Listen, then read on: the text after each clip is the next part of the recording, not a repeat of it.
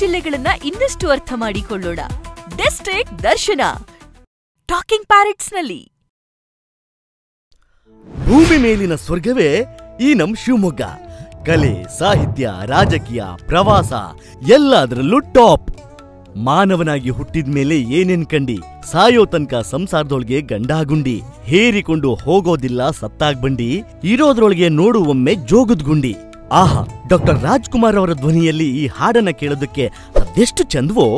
ಹಾಗೆ ಮಲೆನಾಡಿನ ಹೆಬ್ಬಾಗ್ಲು ನಮ್ಮ ಶಿವಮೊಗ್ಗ ಜಿಲ್ಲೆಯ ಇತಿಹಾಸ, ವಿಶ್ವಪ್ರಸಿದ್ಧ ತಾಣಗಳು, ಸಾಹಿತಿಗಳು, ಕವಿಗಳು, ಕಲಾವಿದರು, ರಾಜಕಾರಣಿಗಳು ಇದೆಲ್ಲದರ ಬಗ್ಗೆ ಹೇಳೋದಕ್ಕೆ ಹೆಮ್ಮೆ ಅನಿಸುತ್ತೆ.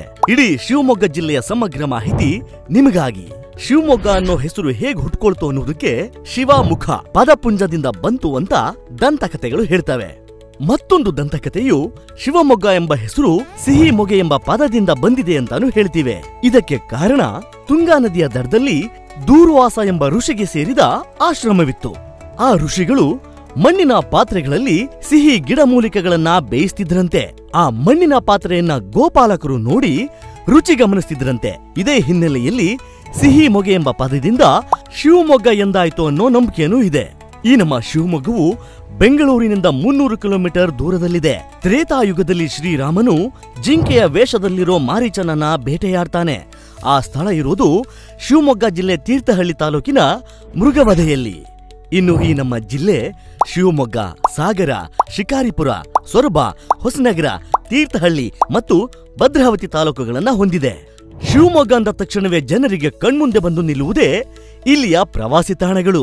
ವಿಶ್ವವಿಖ್ಯಾತ ಜೋಗ ಜಲಪಾತ ಅಂದ್ರೆ ಎಲ್ಲರಿಗೂ ಆಕರ್ಷಣೀಯ. ಇಡೀ ಭಾರತದಲ್ಲಿಯೇ ಅತಿ ಎತ್ತರದ 2ನೇ ಜಲಪಾತ ಅನ್ನೋ ಖ್ಯಾತಿ ಈ ನಮ್ಮ ಜೋಗ್ ಫಾಲ್ಸ್ಗಿದೆ.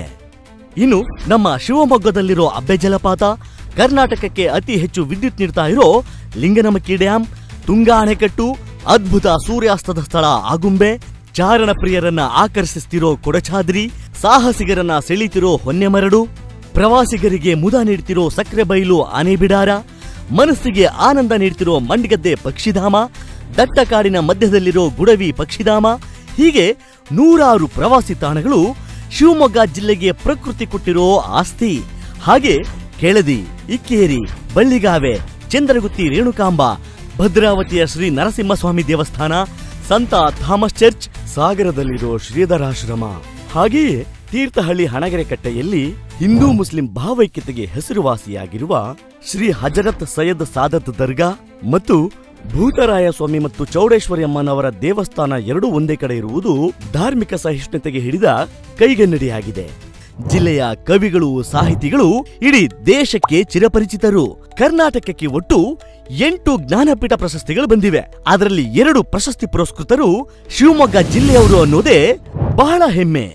ಹೌದು, 1967ರಲ್ಲಿ ತೀರ್ಥಹಳ್ಳಿಯ ಕುವೆಂಪು ಅವರ ಶ್ರೀ ರಾಮಾಯಣ ದರ್ಶನಂಗೆ ಜ್ಞಾನಪೀಠ ಬಂದಿದ್ರೆ, ಮತ್ತೊಬ್ರು ತೀರ್ಥಹಳ್ಳಿಯವರೇ ಆಗಿರೋ ಡಾಕ್ಟರ್ UR ಅನಂತಮೂರ್ತಿಯವರು ಕನ್ನಡ ಸಾಹಿತ್ಯಕ್ಕೆ ನೀಡಿದ ಸಮಗ್ರ ಕೊಡುಗೆಯನ್ನ ಪರಿಗಣಿಸಿ 1994ರಲ್ಲಿ ಪ್ರಶಸ್ತಿ ನೀಡಿ ಗೌರವಿಸಲಾಗಿದೆ. ನಿತ್ಯೋತ್ಸವ ಕವಿ ನಿಸಾರ್ ಅಹಮದ್, ರಾಷ್ಟ್ರಕವಿ TS ಶಿವರುದ್ರಪ್ಪ, ಪತ್ರಕರ್ತರು, ಸಾಹಿತಿಗಳು ಆಗಿದ್ದ P ಲಂಕೇಶ್, ಹೊಸ ತಲೆಮಾರಿನ ಓದುಗರನ್ನ ಸೃಷ್ಟಿಸಿರೋ ಪೂರ್ಣಚಂದ್ರ ತೇಜಸ್ವಿ, ಕನ್ನಡದ ನಾಡಿಯಂತನೇ ಖ್ಯಾತಿ ಪಡ್ಕೊಂಡಿರೋ ನಾ ಡಿಸೋಜಾ ಇವರೆಲ್ಲರೂ ಶಿವಮೊಗ್ಗ ಜಿಲ್ಲೆಯ ಹೆಮ್ಮೆಯ ಪುತ್ರರು.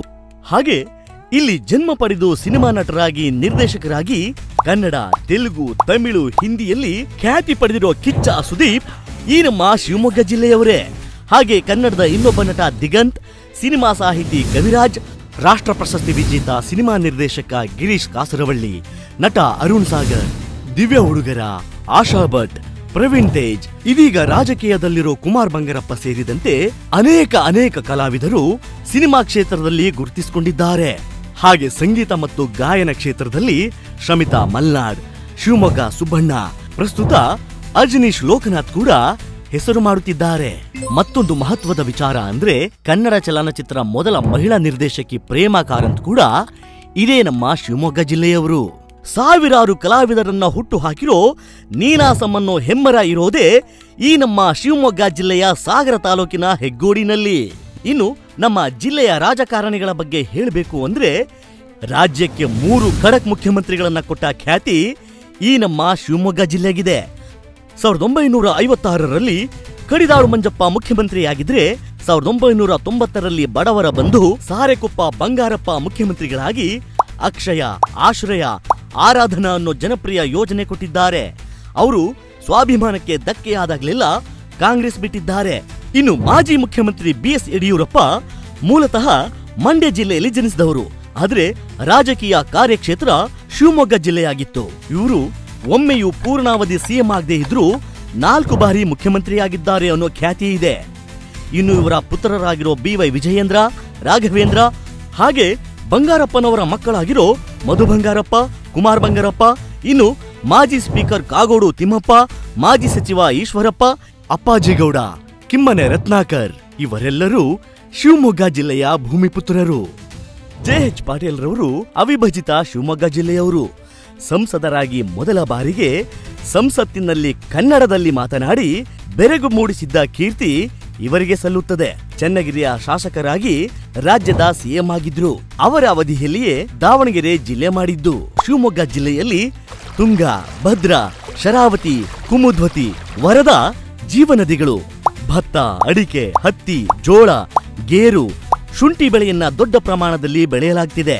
ಭತ್ತ ಬೆಳೆಯಿಂದ ಕರ್ನಾಟಕದ ಅನ್ನದ ಬಟ್ಟಲು ಅನ್ನೋ ಖ್ಯಾತಿಯನ್ನ ಕೂಡ ಈ ಜಿಲ್ಲೆ ಪಡ್ಕೊಂಡಿದೆ.